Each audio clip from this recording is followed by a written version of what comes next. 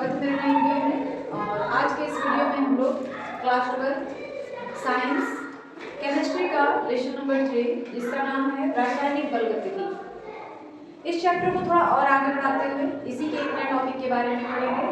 और आज का जो हमारा टॉपिक है वो है अभिक्रिया के वेग स्थिरांक जो होता है उसके क्या क्या गुण होते हैं। हमने पढ़ा था कि अभिक्रिया का वेग क्या है, अभिक्रिया का वेग स्थिरांक क्या है। ठीक है, जैसे मान लीजिए कोई अभिक्रिया इस तरह लिखा हुआ है A + B = उत्पाद, तो अभिक्रिया का जो वेग होगा dx/dt वो क्या हो जाएगा K A यहाँ अगर 2 है तो यहाँ पावर 2, यहाँ अगर 3 है तो यहाँ पावर 3, इस तरह का अभिक्रिया का वेग है। तो ये जो K है ना, इसी को हम लोग कहते हैं वेग स्थिरांक, और इस पूरे समीकरण का नाम है दर नियम या वेग नियम। ठीक है, तो जो वेग स्थिरांक है K, उसके क्या क्या गुण होते हैं, उस पर किस तरह से किसी भी अभिक्रिया का जो वेग होता है वो निर्भर करता है, ये हम लोग जानेंगे। तो हमारा हेडिंग है वेग स्थिरांक का गुण। पहला गुण क्या है, किसी भी अभिक्रिया का वेग उसके वेग स्थिरांक पर निर्भर करता है। वेग स्थिरांक का मान बढ़ने पर अभिक्रिया का वेग भी बढ़ता है। ये जो K है ना, इसी को हम लोग वेग स्थिरांक कहते हैं।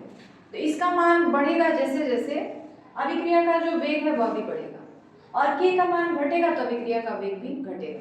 ठीक है, दूसरा क्या है, निश्चित ताप पर वेग स्थिरांक का मान निश्चित होता है, और जैसे ही ताप परिवर्तित किया जाता है वेग स्थिरांक का मान भी परिवर्तित हो जाता है। तो उसी तरह से अगर आप ताप में वृद्धि करते हैं तो अभिक्रिया का वेग बढ़ जाता है, ताप को अगर कम करते हैं तो अभिक्रिया का वेग घट जाता है। तो वही लिखा गया था, अभिक्रिया का वेग ताप वृद्धि पर बढ़ता है, जैसे जैसे ताप बढ़ाएंगे अभिक्रिया का वेग भी बढ़ता जाता है। तीसरा क्या है, वेग स्थिरांक का मान अभिक्रिया में भाग लेने वाले अभिकारक की सांद्रता पर निर्भर नहीं करता है। वेग स्थिरांक यानी ये जो K है, अभिक्रिया में भाग लेने वाले जो पदार्थ हैं उनकी सांद्रता पर निर्भर नहीं करता है, केवल उनके वेग पर निर्भर करता है। उनकी सांद्रता कितनी है, कम है या ज्यादा है, इससे नहीं मतलब है, केवल अभिक्रिया का जो वेग है उससे वेग स्थिरांक प्रभावित होता है। ठीक है, अब हमने यहाँ पे एक सवाल लिख रखा है। हमारा सवाल क्या है, अभिक्रिया 2NO, यहाँ पे G का मतलब होता है गैस, प्लस O2, G का मतलब गैस। 2NO और O2 को जब मिलाया जाता है तो 2NO2 बनता है, के लिए वेग नियम लिखें। इस तरह की कोई अभिक्रिया लिखी गई है तो इसके लिए वेग नियम क्या होगा, या कहा जाए दर नियम क्या होगा, वो आपको लिखना है। ठीक है, तो कैसे लिखोगे इस अभिक्रिया का वेग नियम, तो इस अभिक्रिया का जो वेग समीकरण होगा या वेग नियम होगा वो ये होगा। देखिए लिखेंगे हम लोग, इस अभिक्रिया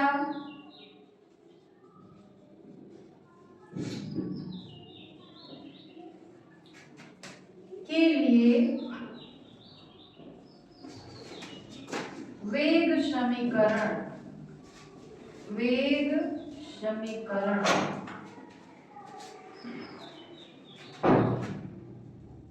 होगा, क्या होगा, देखिए वेग बराबर के, बिल्कुल इस तरह लिखना है के, अच्छा आप वैसे नहीं लिख सकते, वैसे लिखिए, समानुपाती होगा जो अभिकारक है। अभिकारक हमारे पास क्या है, NO है, नाइट्रोजन ऑक्साइड और O2, NO, आगे नंबर 2 है, 2 मोल है तो यहाँ पे 2 हो जाएगा इनटू O2, आगे मोलों की संख्या 1 है तो 1 लिखा नहीं जाता है। ठीक है, जैसे ही हम लोग ये समानुपाती का चिन्ह हटाएंगे, यहाँ पे कोई वेग स्थिरांक यानी कोई स्थिरांक आपको जोड़ना पड़ेगा, वो स्थिरांक हमने K जोड़ लिया, K NO2 इनटू O2। तो जो अभिक्रिया का वेग नियम होगा या वेग समीकरण होगा वो यही होगा, इस तरीके से। आगे बात समझ में, तो कोई भी अभिक्रिया हो इस तरह का अगर लिखा गया है तो उसका वेग नियम या दर समीकरण या वेग समीकरण आप इस तरह से लिख सकते हैं। ठीक है, आगे ये बात समझ में, अब आगे बढ़ा जाए। अब हम लोग पढ़ेंगे किसी भी अभिक्रिया की आणविकता क्या चीज होती है।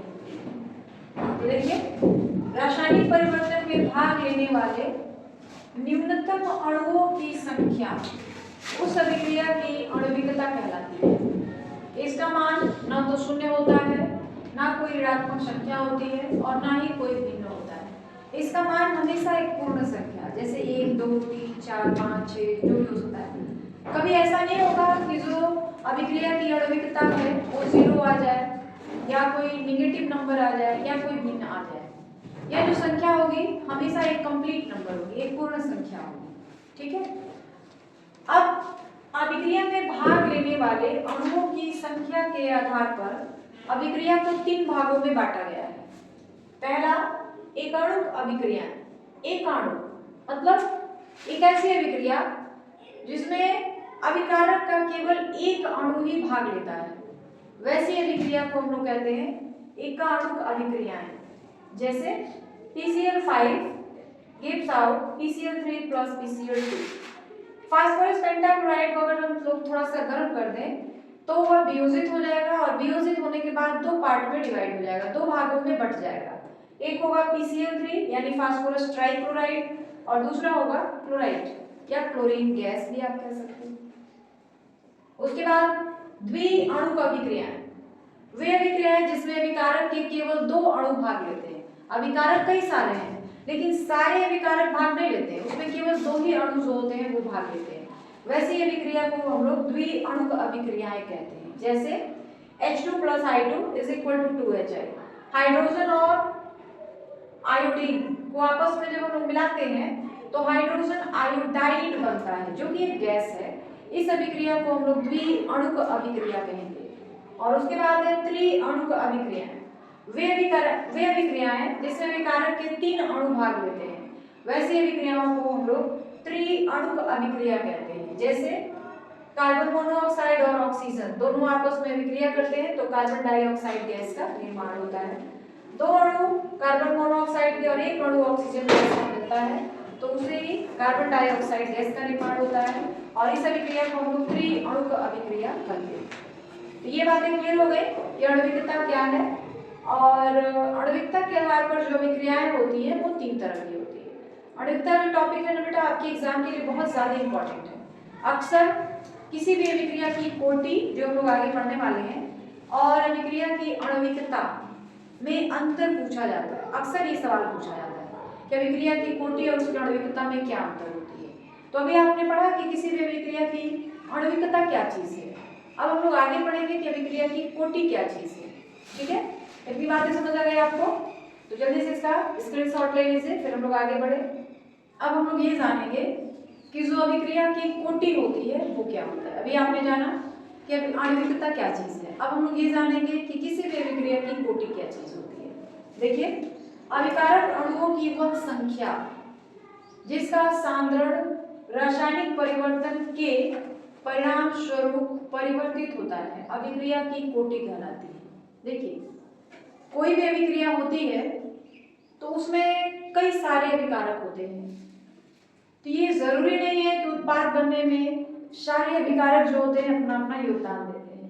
कुछ अभिकारक अपना योगदान देते हैं और कुछ नहीं देते हैं। तो अभिक्रिया होने के बाद जिस जिस अभिकारक की सांद्रता में परिवर्तन होती है उनकी संख्या उस अभिक्रिया की कोटि कहलाती है। जैसे मान लीजिए हमने एक अभिक्रिया लिखा A + B + C = ऐसे लिखा, ठीक है। यहाँ पे आपको 3 अभिकारक दिख रहे हैं A, B और C। उत्पाद बनने के लिए ये जरूरी नहीं है कि तीनों के तीनों ही आपस में अभिक्रिया करेंगे तो उत्पाद बनेगा। उत्पाद बनने के लिए केवल 2 A और B आपस में अभिक्रिया कर लेंगे तभी भी उत्पाद बन जाएगा। तो अभिक्रिया के दौरान जिस जिस अभिकारक की सांद्रता परिवर्तित होती है, यानी जब अभिक्रिया हुई उत्पाद बना तो केवल A और B की सांद्रता ही परिवर्तित हुई, C की सांद्रता नहीं परिवर्तित हुई। वो जैसा था वैसा अब भी है। तो इस अभिक्रिया की कोटि क्या हो जाएगी? 2 हो जाएगी। इसलिए इसमें केवल 2 अभिकारक A और B की ही सांद्रता परिवर्तित हो रही है, C की नहीं हो रही है। तो अभिकारक के रूप में वो है कोसी, लेकिन उसकी सांद्रता में कोई परिवर्तन नहीं हो रहा है, ठीक है ना। तो इस अभिक्रिया की कोटि हो जाएगी 2। तो वही चीज लिखा गया है, अभिकारक अणुओं की वह संख्या जिसका सांद्रण रासायनिक परिवर्तन के परिणाम स्वरूप परिवर्तित होता है अभिक्रिया की कोटि कहलाती है।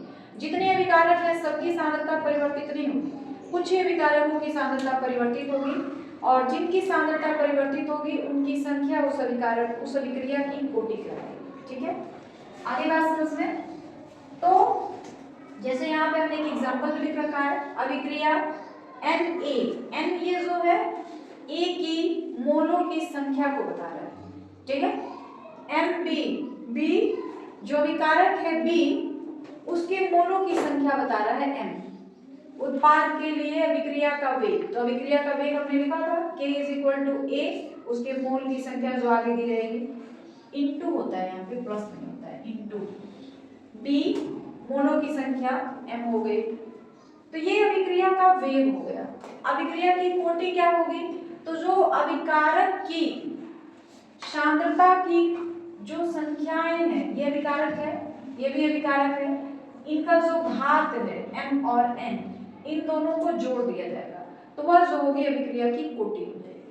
जो भी अभिक्रिया का वेग दिया है उनकी सांद्रता के घातों का योगफल, ये सांद्रता हो गए A और B। अब इनका घात देखना है, घात कितना है, M और N है। मान लीजिए कोई अभिक्रिया का वेग इस तरह से दिया हुआ है, वेग बराबर A3 इंटू B 1/2 इंटू, या 2 रहने दीजिए, C5 इंटू D1, इस तरह से अभिक्रिया का वेग दिया है। तो इसकी कोटि क्या होगी, इसकी जो जो अभिकारक हैं उनकी सांद्रताओं का जो घात है उसको जोड़ दीजिए, तो कोटि क्या हो जाएगी, 3 + 2 + 5 + 1। अगली बात समझ में, तो उसी तरीके से ये अभिक्रिया दिया हुआ है, उस अभिक्रिया का वेग ये हो गया, और इस अभिक्रिया की कोटि, तो ये जो सांद्रता है उनके घातों का योगफल हो गया, ठीक है। अब यहाँ पे हमने एक सवाल लिख रखा है जिससे ये जो अभिक्रिया की कोटि है ना, और वो अच्छे से समझ आ जाएगी आपको।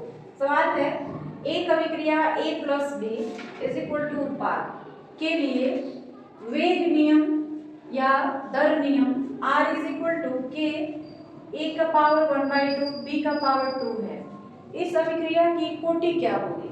तो इस अभिक्रिया की कोटि कैसे निकालेंगे, इस अभिक्रिया की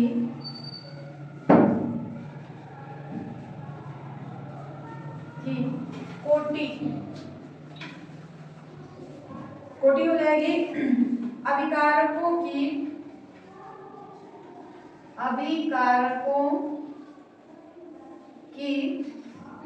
सांद्रता के घातों का योगफल ये होगा। अभिक्रिया का वेग क्या दिया है, R = K A⁴ 1/2 B⁴ 2, तो इसकी कोटि हो जाएगी, A का घात कितना दिया है 1/2 और B का घात कितना दिया है 2, दोनों को ऐड कर देंगे तो आ जाएगा 1 + 4/2 यानी 5/2। इस अभिक्रिया की कोटि क्या हो गई 5/2। तो कोई भी अभिक्रिया इस तरह से दी हो तो आप उसकी कोटि को बड़े ही आराम से निकाल सकते हैं। अभिक्रिया का वेग जो भी दिया हो और उसके घातों का जो उनकी सांद्रता का जो घात है उसको आप बस जोड़ दीजिए, अभिक्रिया की कोटि जो है वो आपको मिल जाएगी। तो ये आगे समझ में आपको कि कोई भी अभिक्रिया हो उसकी कोटि हम लोग कैसे निकालेंगे, ठीक है। आगे बात समझ में कोई दिक्कत नहीं है। देखो बेटा, कोई भी दिक्कत हो, मैं बार बार आपको कहती हूँ कि अगर आपको पढ़ाया जा रहा है कोई भी दिक्कत हो रहा है तो आप कमेंट बॉक्स में जरूर पूछिएगा, ठीक है। तो आज के वीडियो में बस इतना ही, बाकी हम लोग कल के वीडियो में जानेंगे। और वीडियो के लास्ट में मैं यही कहना चाहती हूँ कि अगर आपको हमारे वीडियो अच्छे लगते हैं तो प्लीज़ हमारे चैनल को सब्सक्राइब कर लें, वीडियो को जितना ज़्यादा हो सके लाइक करें, शेयर करें और कमेंट तो ज़रूर करें। वीडियो के अंदर जो भी कमियाँ हो, जो भी अच्छाइयाँ हो उसे कमेंट बॉक्स में ज़रूर बताएं।